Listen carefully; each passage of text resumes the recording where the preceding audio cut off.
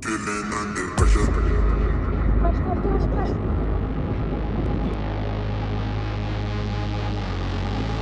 Pressure.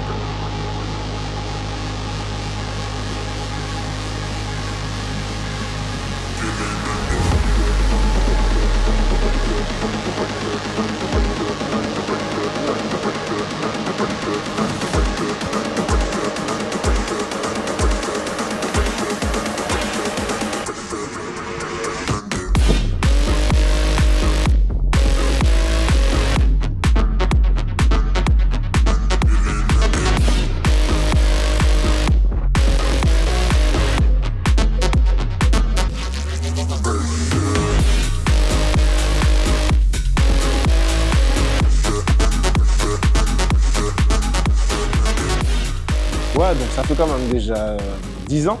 10 ans, accident de moto. Ouais, je sortais du travail et puis en entrant, c'est une dame qui m'a percuté. Je roulais pas vite, assuré, pneus en bon état, moto en bon état, je vois tout était carré. Et ouais, bon, malheureusement, c'était fatal pour moi parce que je suis tombé dans un canal. Voilà, l'accident lui-même, il n'était pas chaud, il n'était pas machin, mais au fait, je suis tombé dans un canal. Donc, C7, ouais, super haut, C7. J'ai eu la chance d'avoir les membres supérieurs toujours, mais normalement, C7, c'est tétraplégique, tu vois. Donc voilà, ouais, ça c'est prendre la vie quand elle vient. Hein. C'est l'acceptation, accepter le changement, quoi. C'est fini, c'est pas la même chose. Si tu as plus tes jambes, mais bon, tu peux quand même faire.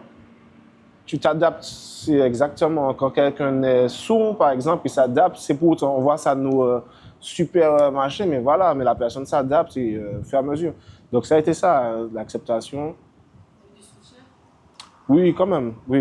Je ne peux pas me plaindre à ce niveau-là. J'ai des amis fidèles. Il y a un truc aussi, je ne vais jamais oublier ça.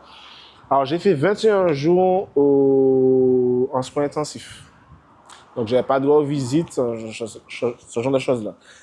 Quand je suis arrivé au Carabet, le 8 mai. Donc, c'était férié. J'ai eu du monde tellement. Ça m'a surpris. J'ai eu du monde tellement. Et ouais, donc c'est beau à voir. Donc, tu vois, même à cette époque-là, j'étais allongé, je ne pouvais pas me relever du tout. J'étais allongé, j'ai passé combien de jours, je ne sais même plus combien de mois, allongé à regarder en haut, je ne pouvais pas bouger du tout. Et j'avais un corset au début, j'avais une chaise électrique. Et ouais, avec la volonté, avec tout ça, avec les amis fidèles que je remercie. Ouais, donc voilà. D'où vient cette force parce que c'est surprenant. Ben, à mon plus jeune âge, j'aimais déjà faire du sport hein, quand j'étais déjà valide. Comme je suis guyanais, donc j'étais prometteur au foot. Je devais signer dans un club professionnel. Un mois avant mon départ, j'ai eu l'accident en Guyane. Hein. J'ai un accident de travail. J'ai reçu une demi-tonne, une charge d'une demi-tonne qui s'est écroulée sur moi. Donc je suis resté 30 minutes sur les décombres. Je suis sorti et c'est là qu'on a vu que ma colonne a été cassée avec les examens et tout ça. Donc on n'a pas pu m'opérer directement en Guyane. Donc et je ne pouvais pas voyager pour aller en France et rejoindre mon club, vu que j'avais déjà signé un contrat préavis. Malheureusement, le plus proche c'était la Martinique. Hein. Les chirurgiens y en avaient, donc je suis venu et on m'a opéré. Ouais, et donc j'ai quitté la Guyane tout seul. Hein. Je suis venu sans parents, sans famille, etc. Et je me suis fait opérer. Et c'était difficile les premières fois, c'était difficile, hein, comme c'est tout nouveau. Tu sais pas si tu as remarché, tu te poses des questions, etc. Donc après, après les opérations, tout ça, on m'a envoyé au Carbet. Et c'est au Carbet que je me suis reconstruit. Avec les aides-soignants, les infirmières, les infirmiers. Ouais, très difficilement. J'ai eu des gens, comme des patients qui venaient, comme Laurent, etc., qui sont venus, qui m'ont aidé à m'en sortir, qui m'ont fait découvrir la nouvelle vie en situation de handicap et puis l'acceptation que c'est une nouvelle vie, mais t'es pas mort. Donc, il y a une deuxième chance et après, voilà, je me suis relancé sur un sport. J'en voulais pas au départ. Il y a un enfant quand même qui a été amputé de plusieurs zones quand même, que ça soit le bas et le haut, qui est venu me voir quand je faisais du sport en salle et il m'a dit qu'il aurait bien aimé faire de l'athlétisme en chaise. maintenant j'en fais.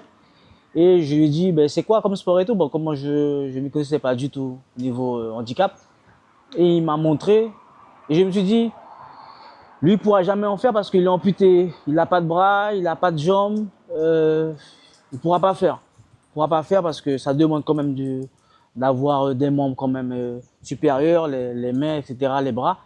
Et ben, au final, je me suis dit, ben, si lui ne peut pas faire, il voudrait être à ma place, pourquoi pas faire? Donc, je me suis lancé sur ça, sans savoir réellement les difficultés de ce sport-là. Laurent avait déjà commencé à en faire, avait déjà testé. Et je me suis lancé dedans et après j'ai découvert et puis j'ai vu la difficulté de ce sport, que c'est exigeant, c'est difficile, c'est pas un sport facile que j'ai choisi et je m'y tiens aujourd'hui. Ça fait 2 ans, j'ai fait 2 fois de suite les championnats de France avec de bons résultats. Cette année, je suis passé professionnel. J'ai fait le championnat de France avec de bons résultats. Mais encore, il faut du travail parce que c'est pas en 2 ans que tu vas y arriver. Les Jeux paralympiques sont passés. J'ai eu comme le petit coup de cœur en disant que ben, allez, dans 4 ans, j'y serai. Donc, il faut se donner les moyens dès maintenant. Et puis voilà, c'est ça qui te motive aussi en te disant que tu te lèves tous les matins parce que tu as un objectif final, c'est d'arriver au sommet. C'est les Jeux paralympiques. Après, il y a les championnats d'Europe, les championnats du monde, les championnats de France. Et puis, les meetings, parce que les meetings, ça compte. Les meetings, c'est là qu'on te voit, c'est là qu'on te détecte, c'est là qu'on voit aussi tes adversaires. Donc, non, il faut se préparer.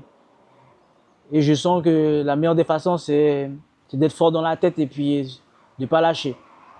Et moi je trouve que je suis dans le meilleur endroit que je pourrais peut-être pas imaginer d'être, c'est en Martinique.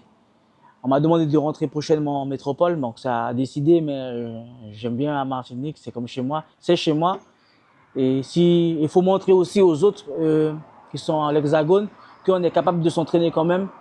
En Martinique, on a des moyens, en Guyane, en Guadeloupe. Donc, il faut montrer qu'on est capable d'être des professionnels, des athlètes de haut niveau, en restant chez soi, tu vois.